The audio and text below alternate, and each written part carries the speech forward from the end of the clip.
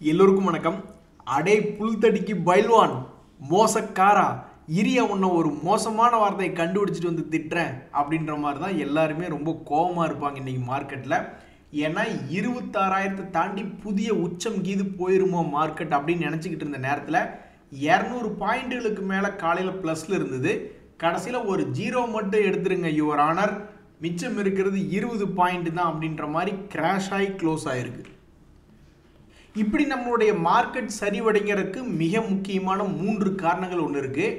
ஒன்று, 26,000 தொடும் பொழுது நல்லா அருமையாக ஒரு 1,500 பாயிண்ட்டுக்கு மேலே மார்க்கெட் நிஃப்டி ஏறிட்டு வந்திருக்கு.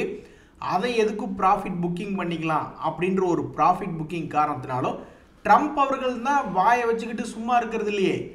இப்போ மறுபடியும் உக்ரைன் ரஷ்யா வார் சம்பந்தப்பட்ட பல்வேறு தகவல்கள் வெளிவந்துகிட்டு இருக்கு. இதனால க்ரூட் ஆயிலினுடைய விலையை ஏறிக்கிட்டு இருக்கு. இன்னொரு மிக முக்கியமான காரணம் என்னன்னா, ட்ரம்ப் அவர்களும் மோடி அவர்களும் இந்த ஏஷியன் சம்மிட்டில் வந்துட்டு மிக முக்கியமான ட்ரேட் டீல் பற்றி அனௌன்ஸ்மெண்ட் பண்ணுவாங்க அப்படின்னு மார்க்கெட் எதிர்பார்த்தது. அதான் ட்ரம்ப் அவர்கள் ப்ரெஷர் பண்ணிக்கிட்டே இருக்காரு.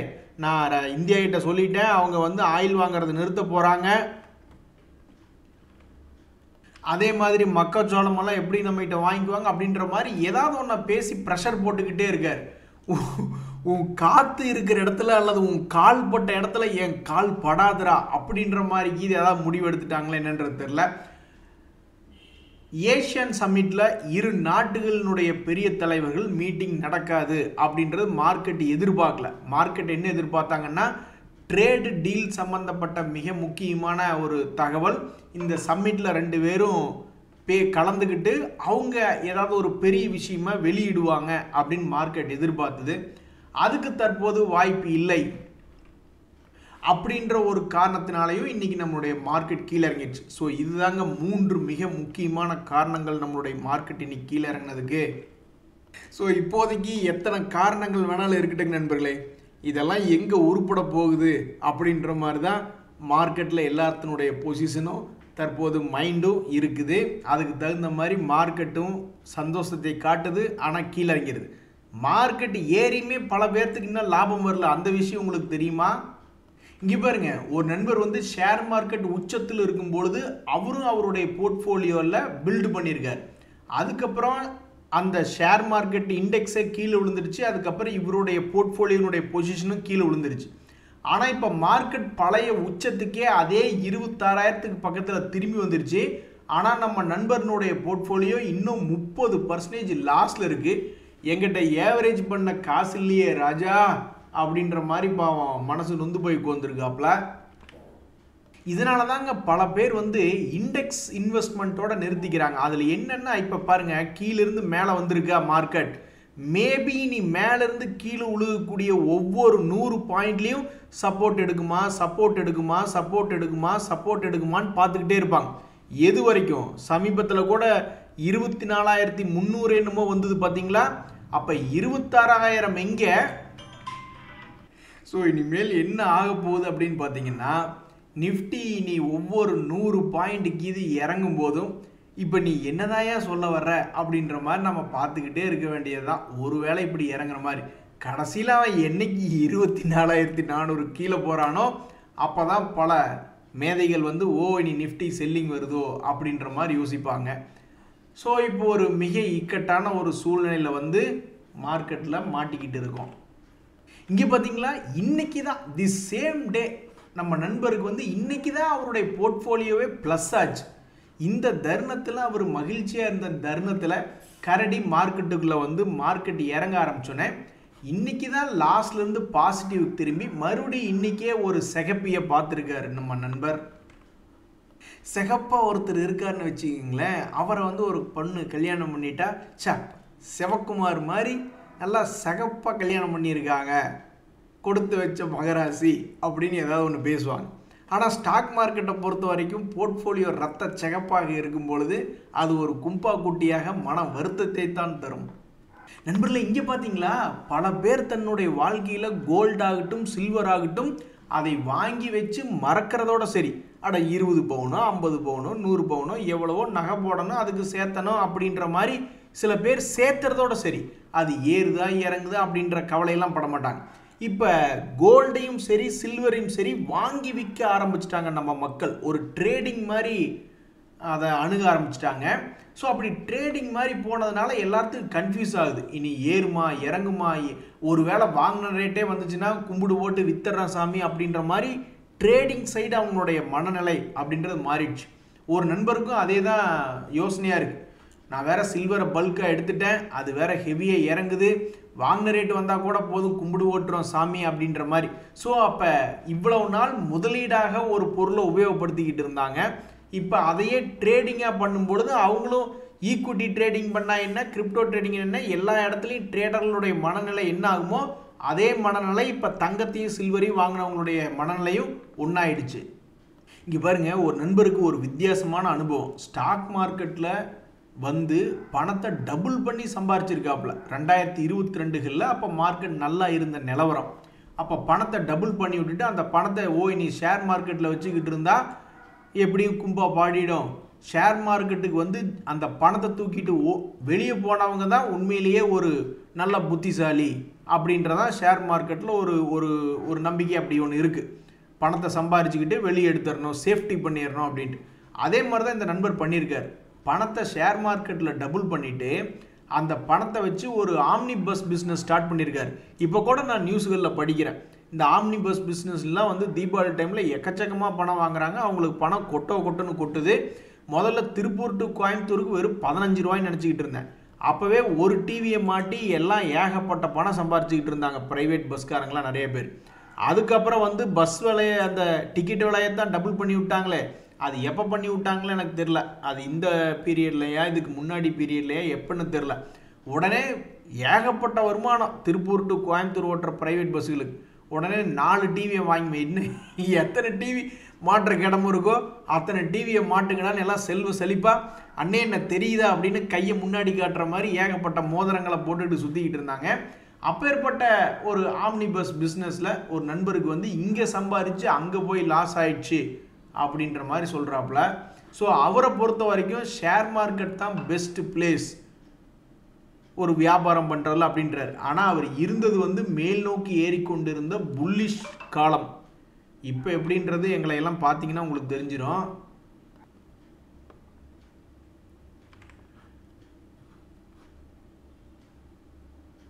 நண்பர்களே, இப்போ நாம் ஒரு வரலாற்று சிறப்பு மிக்க ஒரு நியூஸ் ஒன்று பார்க்க போகிறோம். அதாவது இப்போ நம்ம நிறைய பேர்த்துக்கு என்ன ஒரு மனசுக்குள்ள ஒரு நம்பிக்கைனா, சரி ரொம்பவும் மோசமாக இறங்கிட்டு அந்த பங்கு ஷேர் மார்க்கெட்டில் இருக்கிற வரைக்கும் திரும்பி வந்துடும் அப்படின்னு நிறைய பேர் நினச்சிக்கிட்டு இருக்கோம். அதனால தான் நிறைய பேர் லாஸ்லேயும் நிறைய பேர் ஹோல்டு பண்ணிக்கிட்டு இருக்காங்க. அந்த வகையில் நான் பல தடவை நான் பார்த்த வரைக்கும் என்ன ஆயிருக்குன்னா, சில பங்குகள் 20ல் திரும்பி பார்த்துருக்கேன், 40ல் திரும்பி பார்த்துருக்கேன், 60ல் திரும்பி பார்த்துருக்கேன், 80% தன்னுடைய உச்சத்திலிருந்து இறங்கினதுக்கப்புறம் திரும்பி பார்த்துருக்கேன். ஏதாவது ஒன்றோ ரெண்டோ வெரி வெரி ரேர் கேஸில் 80% இறங்கி அவன் 80லேயே கூட அதுக்கும் கீழே கூட போயிட்டு இருப்பான். அதுக்கு காரணம் வேறு வகையான பல தகவல்களாக இருக்கும். ஸோ இப்போ இந்த தத்துவா சிண்டன் ஃபார்மா அப்படின்ற பங்குல நான் ஒரு நியூஸ் ஒன்று பார்த்துக்கிட்டு இருந்தேன். திடீர்னு என்ன ஒரு நியூஸ் பார்த்துக்கிட்டு இருந்தேன்னா, இந்த மாதிரி எக்ஸ்சேஞ்ச் வந்து ஒரு கிளாரிஃபிகேஷன் கேட்குறாங்க.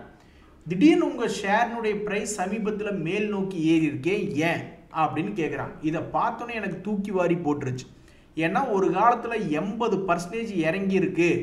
இது அடுத்தடுத்த சில மாதங்களில் என்ன செய்யும் அப்படின்னு பார்க்குறதுக்கு ரொம்ப ஆர்வமாக இருக்குன்னு இது ஒரு கட்டத்தில் தூக்கி தனியாக வச்சுருந்தது. அது பல காலங்களுக்கு முன்னாடி. அதுக்கப்புறம் இப்போ போய் எடுத்து பார்த்தோம்னா இந்த பங்கு என்ன பண்ணியிருக்கான்னா 80% என்பது சரியாக இறங்கி எங்கே 2750 ரூபாயிலிருந்து கிட்டத்தட்ட இவன் வந்து 20% இறங்கினதுக்கப்புறம் திரும்பல, 40ல் திரும்பல, 60ல் திரும்பல, 80% வீழ்ச்சிக்கு பிறகு 112% என்பது ரெக்கவரி ஆயிருக்கான். 80% இறங்கி 80லிருந்து 112ஆக ரெக்கவரி ஆயிருக்கான். இதுக்கு இவன் என்ன செஞ்சிருக்கான்? இதெல்லாம் ரொம்பவுமே வரலாற்று சிறப்பு மிக்க தகவல். இவன் என்ன செஞ்சிருக்கான் அப்படின்னா 8 கோடி 5 கோடி அப்படியே லாபம் காமிச்சுக்கிட்டே வந்துட்டு இருந்தவன் திடீர்னு அந்த பங்கு 80% நஷ்டத்தில் இருக்கும்போது தகவல்களை வெளியிடுறான். என்னன்னு, நாங்கள் லாஸ் மேக்கிங் பண்ணிக்கிட்டு இருக்கோம். அவ்வளவு நாள் பல பேர் நம்பிக்கையை கொண்டுட்டு இருந்திருப்பாங்க. இவன் லாஸ் மேக்கிங் பண்ணுறான் அப்படின்னு ரொம்பவுமே மனசு நொந்து போயிருப்பாங்க. அதுக்கப்புறம் திடீர்னு லாஸ் மேக்கிங்லேருந்து நடப்பதெல்லாம் நன்மைக்கு அப்படின்ற மாதிரி லாஸ் மேக்கிங் பண்ணிக்கிட்டு இருந்தவன் ப்ராஃபிட் மேக்கிங்காக இந்த கம்பெனி 2 குவார்ட்டரில் திரும்பி இருக்கு, கடைசி 2 குவார்ட்டரில். உடனே அந்த பங்கு லோ ரேட்லேருந்து 112% என்பது திரும்பி இருக்கு. ஸோ இந்த தகவல்கள் மூலிமா நம்ம என்ன தெரிஞ்சுக்கிறோன்னா, ஏதாவது லாபம் செஞ்சுட்டு இருக்கக்கூடிய பங்குகள் 80% கீழே இறங்கினதுக்கப்புறம் இது ஏதாவது திரும்புவானோ அப்படின்ற மாதிரி பல பேர் நினச்சிக்கிட்டு இருப்பாங்க. அதுக்கு ஏதாவது ஒரு எடுத்துக்காட்டு இருக்குது அப்படின்னா, இந்த தத்துவா சிண்டன் ஃபார்மா ஒரு தத்துவத்தை சொல்வது போலவே தத்துவா சிண்டன் ஃபார்மா அப்படின்ற பங்கு 80% இறங்கி திரும்பி இருக்கு அப்படின்னா, அப்போ நிறைய பேர் மனசு நினச்சிட்டு இருப்பாங்க இல்லையா, எல்லாம் சரியாயிடும், இறங்கிட்டே இருக்கு நம்ம பங்கு, என்னைக்காவது ஒரு நாள் சரியாயிடும், ஆனால் அந்த பங்கு லாபம் செய்கிற பங்காக இருக்கணும் அப்படின்னு சில பேர் நினச்சிக்கிட்டு இருப்பாங்க இல்லையா. அவங்க நினச்சிட்டு இருக்கக்கூடிய மனசுக்கு வலு சேர்க்கும்படியாக இந்த தத்துவா சிண்டன் ஃபார்மான்னு வந்திருக்கு. ஆனால் அதுக்கு இவன் எடுத்துக்கொண்ட காலம்னு பார்த்தீங்கன்னா 2021 2025 வரைக்கும் கிட்டத்தட்ட 4 வருஷம் இறங்கிட்டு அதுக்கடுத்த ஒரு 8 மாதத்தில் 112% ஏறி இருக்கு. அதே மாதிரி தான் சைன்ஜின் இன்டர்நேஷனல் லிமிடெட் அப்படின்ற ஒரு பங்கு, இவனும் சமீபத்தில் சாதாரண ஆள் கிடையாது.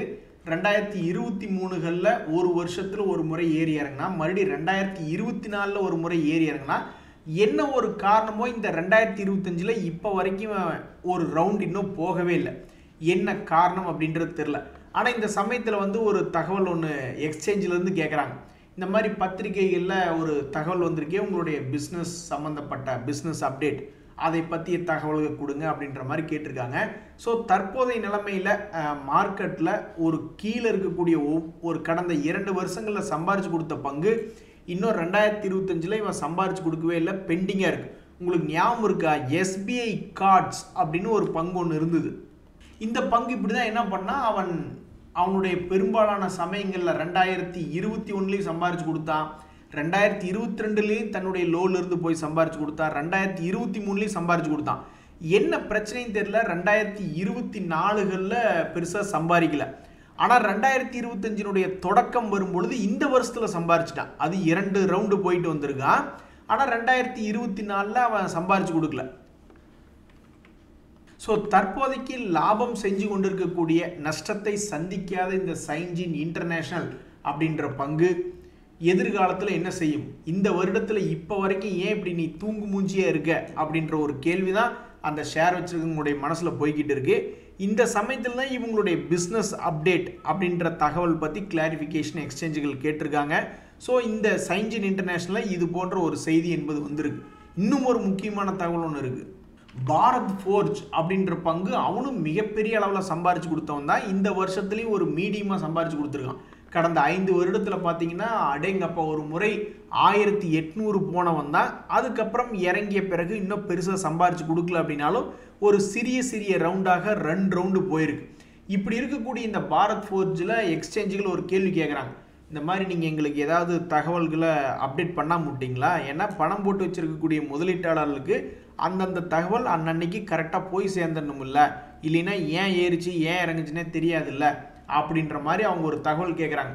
பத்திரிகைகளில் நாங்கள் என்ன தகவல் பார்த்தோம்னா, உங்களுக்கு ஏதோ ஒரு ஆர்டர் கிடைச்ச மாதிரி ஏதோ ஒரு தகவல் ஒன்று பார்த்துக்கிட்டு இருந்தோம், அந்த மாதிரி நெகோசியேஷன்ஸ் ஏதாவது நடந்திருக்கு அப்படின்னு இவங்க கேட்குறாங்க. அதுக்கு இவங்க என்ன சொல்கிறாங்கன்னா, அந்த கான்ட்ராக்ட் இன்னும் ஃபைனலைசேஷன் ப்ராசஸில் தான் இருக்குது, கான்ட்ராக்டை சைன் பண்ணல, இன்னும் கான்ட்ராக்டில் சைன் பண்ணி ஒரு டேட்டு போடுற டேட்டில் தானே உங்களுக்கு என்னென்ன தகவல் ஃபைல் பண்ணுமோ அந்த விஷயத்தை நாங்கள் பண்ணுறோம் அப்படின்ற மாதிரி இவங்க சொல்லியிருக்காங்க. ஸோ ஒரு குறிப்பிட்ட இதில் பார்ட்டிசிபேட் பண்ணியிருக்காங்க, அதில் இவங்களுக்கு ஆர்டர் கிடைக்கக்கூடிய தகவலுக்கு உண்டான கான்ட்ராக்ட் ஃபைனலைசேஷனில் போய்கிட்டு இருக்குது. ஸோ இதை தவிர்த்து சொல்லக்கூடிய மிக முக்கியமான மெட்டீரியல் இன்ஃபர்மேஷன் வேறு எதுவும் இல்லை அப்படின்ற மாதிரி சொல்கிறாங்க. ஸோ இந்த தகவல் இந்த பாரத் ஃபோர்ஜ் அப்படின்ற பங்குக்கு என்ன செய்யும், இந்த பங்கினுடைய ஷேர் விலையை இந்த தகவல் எப்படி கொண்டு செல்லும் அப்படின்றத பார்க்குறதுக்கு பல ட்ரேடர்கள் ஆர்வமாக இருக்காங்க.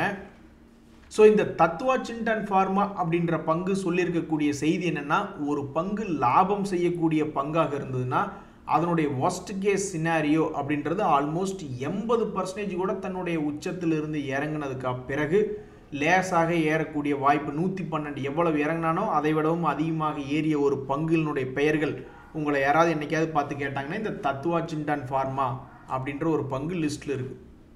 ஸோ ஒவ்வொரு வருஷமும் பல பங்குகள் சம்பாரிச்சு கொடுத்துருக்கான் கீழே இறங்கினதுக்கப்புறம். உங்களுக்கு ஏதாவது ஒரு பங்கு கடந்த ஒரு வருஷமாகவே கீழே இறங்கினவன் மேலே ஏறவே இல்லை அப்படின்ற மாதிரி உங்களுடைய பங்குகள் ஏதாவது இருந்தால் கமெண்ட்டில் பண்ணுங்கள். அப்படி அவன் என்ன கும்பா வேலையை பண்ணி வச்சான் பாருங்க. இந்த தத்துவா சிண்டான் கூட 80% இறங்கினதுக்கப்புறம் கூட ஏறிய சில பங்குகளும் இருக்குது. அப்போ உங்களுடைய பங்குகள்லாம் இறங்கி ஏறவே இல்லைன்னா அப்படி என்ன அவன் கும்பா வேலை பண்ணான் அப்படின்றத பார்த்துக்கிட்டா பல பேர்த்துக்கு அதில் ஒரு படிப்பினை என்பது வரும். நண்பர்களே, இன்னொரு மிக முக்கியமான விஷயம், அதாவது இந்த கல்பத்தரு ப்ராஜெக்ட்ஸ் இன்டர்நேஷனல் லிமிடெட் அப்படின்ற ஷேரில் ஒரு பெரிய நியூஸ் என்னென்னா, அதில் டிஐஸ் வந்து 44% என்பது ஹோல்டிங் வச்சுக்கிட்டு இருக்காங்க. வெறும் 10% தான் பப்ளிக் ஹோல்டு பண்ணிக்கிட்டு இருக்காங்க. அந்த ஷேர் இந்த வருஷத்தில் சம்பாரிச்சு கொடுத்துருக்கான். தன்னுடைய லோ ரேட் 800 ரூபாயிலிருந்து 1300 ரூபா வந்த பங்கு கடந்த 5 வருடத்தில் பார்க்கும்பொழுது வெறும் 400 ரூபா ரேஞ்சில் இருந்தவங்களாம் 1300 வந்திருக்கான். அந்த பங்கில் என்ன ஒரு தகவல் வருது அப்படின்னு பார்த்தீங்கன்னா, எங்களுக்கு 2332 கோடி மதிப்பிலான ஆர்டர் கிடைச்சிருக்கு. ஸோ இந்த பங்கு ஆல்ரெடி ஒரு வருஷத்தினுடைய உச்சத்தில் தான் இருக்குது. ஸோ அந்த ஷேர் ஹோல்டர்ஸ் எல்லாம் ரொம்ப மகிழ்ச்சியாக தான் இருப்பாங்க. அவங்களுக்கு மகிழ்ச்சிக்கு மேல் மகிழ்ச்சியாக இன்னொரு லட்டு இந்தாங்க, கையை நீட்டுங்க, இந்தாங்க இன்னொரு லட்டு வச்சிங்க அப்படின்ற மாதிரி இன்னொரு செய்தி இன்றைக்கி என்ன வந்திருக்குன்னா, 2332 கோடி மதிப்பிலான ஆர்டர் கிடைச்சிருக்கு அப்படின்றது அவங்களுக்கு அதில் ஒரு பெருமையாக தான் இருக்கும். ஆஹா நண்பர்களே, என் மேல் அன்பு வைத்த நல்ல உள்ளங்கள் பாருங்கள். அந்த நண்பர் என்ன சொல்கிறாருன்னா, இந்த மெம்பர்ஷிப் அப்படின்ற ஸ்டார்ட் பண்ணியிருக்கீங்களே, அது ஏன் ப்ரீவியஸ் வீடியோவில் சொல்லலை, எல்லா வீடியோலையும் சொல்லுங்கள், எல்லாத்தையும் சென்றடையும் வரை அப்படின்ற மாதிரி சொல்லியிருக்காப்புல. ஸோ அந்த மெம்பர்ஷிப் என்பது என்னுடைய சேனலில் அந்த ஜாயின் பட்டன் அப்படின்ற அதை கிளிக் பண்ணும் பொழுது வரும். நன்றி, வணக்கம்.